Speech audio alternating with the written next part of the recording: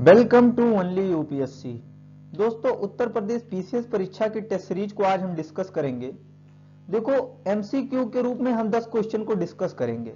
आप लोग को पता ही है कि यूपी पीसीएस और यूपीएससी एक पहाड़ जैसा है, तो उस पहाड़ को तोड़ने के लिए वेरियस टाइप हैं। उसमें में से अहम भूमिका निभाता है एमसीक्यू प्रारंभिक परीक्षा में, तो उसी को हम डिस्कस करेंगे। लगभग 1200 से 1300 क्वेश्चन हमारे एग्जाम होने से पहले हम लोग डिस्कस कर लेंगे।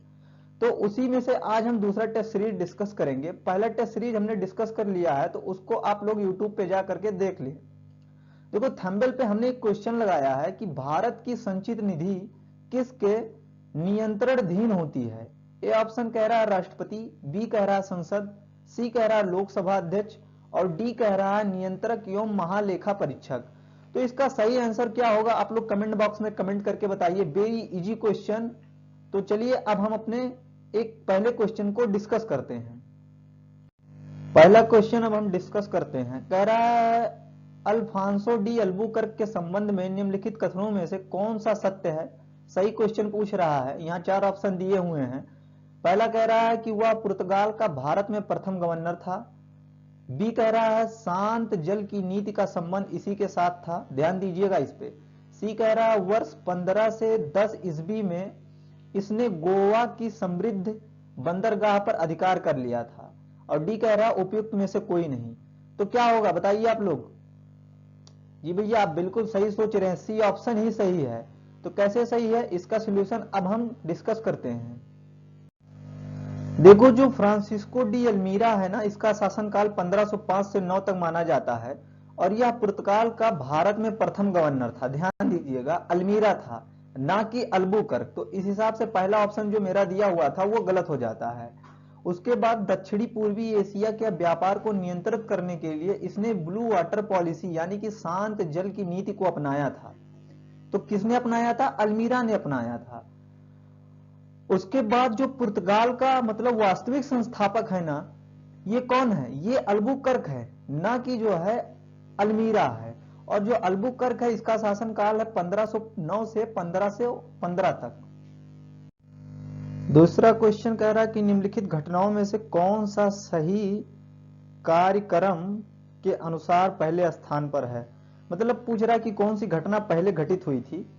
इसका सिंपल सा पूछने का मतलब यही है। पहला कह रहा है स्वराज पार्टी की स्थापना, बी कह रहा है चौरा चौरी कांड और सी कह रहा है खिलाफत आंदोलन और सी यहाँ पे गलत टाइप हो गया, डी है।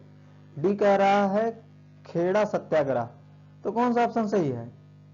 जी बिल्कुल, थोड़ा समय लगेगा, क्वेश्चन टिपिकल है क्योंकि डेट पूछ लिया है। वैसे कुछ लोग समझ गए होंगे। जी सही, आप लोग समझ रहे हैं, खेड़ा सत्याग्रह ही सही है, डी ऑप्शन इसमें सही है। देखो, जो खेड़ा सत्याग्रह हुआ था ना, वो 1918 में हुआ था, जबकि खिलाफत आंदोलन हमारा 1919 में हुआ था और चौरा चौरी कांड 1922 में हुआ था और स्वराज पार्टी की स्थापना 1923 में। बहुत बार पूछा जा चुका है, छोटे एग्जामों में भी और पीसीएस में भी इसको पूछा जा चुका है। तो आप लोग ध्यान दीजिएगा इस डेट को। तीसरा क्वेश्चन कह रहा है कि सविनय अवज्ञा आंदोलन की समाप्ति के पश्चात अप्रैल 1936 में किसके की स्थापना लखनऊ में की गई। ए ऑप्शन है प्रांतीय रैयत सभा, बी है अखिल भारतीय किसान सभा, सी है उत्तर प्रदेश किसान सभा और डी है कृषक प्रजा पार्टी। तो बताइए कौन सा इसमें क्वेश्चन सही होगा, मतलब आंसर सही होगा चारों में से। बी ऑप्शन सही होगा, अखिल भारतीय किसान सभा। देखो कैसे, सविनय अवज्ञा आंदोलन की समाप्ति के पश्चात अप्रैल 1936 में लखनऊ की अखिल भारतीय किसान सभा की स्थापना की गई। प्रथम अखिल भारतीय किसान सभा की अध्यक्ष जो थे वो सहजानंद सरस्वती थे। तो इसको आप लोग ध्यान दीजिएगा। चौथा क्वेश्चन कह रहा है कि धन के, ये क्या है, ये टाइपिंग मुझे लग रहा है मिस्टेक हो गई है, तो हम नेक्स्ट क्वेश्चन देखते हैं। पांचवा क्वेश्चन मेरा कह रहा है कि निम्नलिखित में से कौन सी देशांतर रेखा उत्तरी अमेरिका महाद्वीप के बीच से होकर गुजरती है। बताइए। ऑप्शन ए है 100 डिग्री पश्चिमी देशांतर, बी है 100 डिग्री पूर्वी देशांतर, सी है 90 डिग्री पश्चिमी देशांतर, और डी यानी कि लास्ट कह रहा है 90 डिग्री पूर्वी देशांतर। तो क्या होगा? देखो ए ऑप्शन सही है, 100 डिग्री पश्चिमी देशांतर। देखो है क्या ना, 100 डिग्री पश्चिमी देशांतर जो है वो उत्तरी अमेरिका जो है महाद्वीप उससे होकर गुजरती है, और यह उत्तरी अमेरिका महाद्वीप के लगभग 2 बराबर भागों में इसको विभाजित करती है, उत्तरी अमेरिका को। छठवां क्वेश्चन हमारा कह रहा है कि निम्नलिखित में से कौन सी जल संधि मैक्सिको की खाड़ी एवं कैरिबियन सागर को जोड़ती है? बताइए, डेविस जल संधि, फ्लोरिडा जल संधि, युकटान जल संधि, या इनमें से कोई नहीं? क्या होगा? सोचिए जरा, बहुत ही इंपॉर्टेंट क्वेश्चन है, बार बार पूछा जाता है एग्जामों में। तो क्या होगा बताइए? देखो सी ऑप्शन सही है, युकटान जल संधि। देखो युकटान जो जल संधि है ना, ये मैक्सिको की खाड़ी एवं कैरेबियन सागर को जोड़ती है। तो ध्यान दीजिएगा, आप लोग मैपिंग करते रहिए, मैपिंग कर लेंगे तो बहुत ही इजी क्वेश्चन हो जाएंगे ज्योग्राफी के जो पूछे जाते हैं, और हर साल 3 से 4 क्वेश्चन तो आना ही आना है मैपिंग से, तो आप लोग इस पे ज्यादा ध्यान दीजिए। देखो युकटान प्रायद्वीपीय एवं क्यूबा को अलग करती है, ये भी ध्यान दीजिएगा, युकटान प्रायद्वीपीय एवं क्यूबा दोनों को अलग करती है। 7वां क्वेश्चन कह रहा है कि यूनाइटेड किंगडम की सर्वोच्च चोटी कौन सी है? यहां पे 4 ऑप्शन दिए हुए हैं। पहला कह रहा है माउंट ब्लैक, फिर बी कह रहा है माउंट एल्बुर्स, सी कह रहा है बेन नेविस, और डी ऑप्शन है इनमें से कोई नहीं। तो क्या होगा? देखो इसमें जो सही आंसर है ना वो सी है, बेन नेविस है। देखो यूनाइटेड किंगडम की जो सर्वोच्च चोटी है ना वो बेन नेविस है। देखो स्कॉटलैंड में अवस्थित है ये। तो आप लोग वही बार बार मैं बोल रहा हूं, मैपिंग करते रहिए, और मैपिंग बहुत ही इंपॉर्टेंट है। तो जितना मैपिंग करेंगे ना उतना आप लोगों के लिए इजी हो जाएगा सारे क्वेश्चन। 8वां क्वेश्चन कह रहा है कि हड़प्पा कालीन स्थलों में से कौन सा एक महाराष्ट्र में स्थित है? 4 ऑप्शन यहां दिए हुए हैं। मांडा पहला कह रहा है, दूसरा कह रहा है दयामाबाद, तीसरा कह रहा है राखीगढ़, और लास्ट यानी कि डी कह रहा है आलमगीरपुर।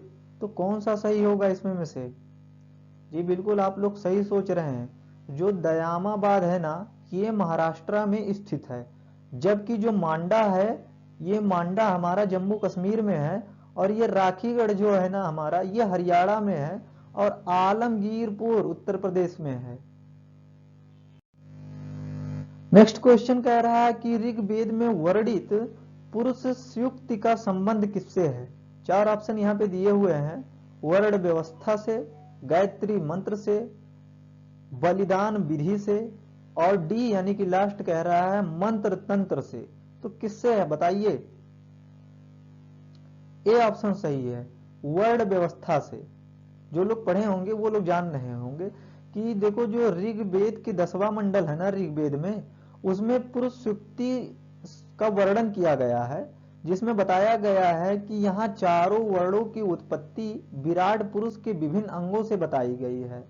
जैसे शुद्ध शब्द का सर्वप्रथम उल्लेख नहीं प्राप्त होता है। तो ऐसे बहुत सारी चीजें हैं, आप लोग पढ़ेंगे तो वहां पे देख पाएंगे।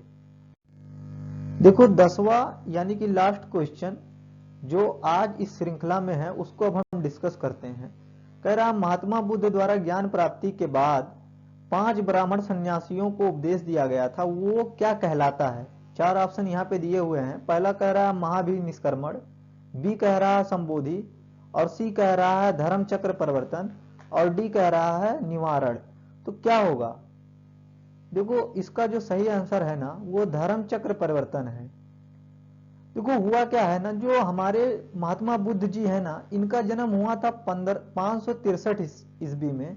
कहां पे? कपिल वस्तु के समीप लुम्बिनी में। और ये 6 वर्ष की कठिन तपस्या के बाद इनको ज्ञान की प्राप्ति हुई, और ये जो है महात्मा बुद्ध हो गए। उसके बाद इन्होंने जो है ऋषि पट्टनम जो सारनाथ में है वहां पे इन्होंने 5 ब्राह्मण सन्यासियों को प्रथम उपदेश दिया। वही जो प्रथम उपदेश उन्होंने दिया था वही कहलाता है धर्म चक्र परिवर्तन। तो 10 क्वेश्चन हमारे थे, 10 क्वेश्चन को हमने डिस्कस किया और आगे आता ही रहेगा आप लोगों के लिए। यूपी पीसीएस के लिए अभी टेस्ट सीरीज हम लेके आ रहे हैं, कुछ दिनों में यूपीएससी के लिए भी टेस्ट सीरीज आने लगेगा। तो आप हमारे चैनल को सब्सक्राइब कर लीजिए और शेयर कर दीजिए। Thank you very much.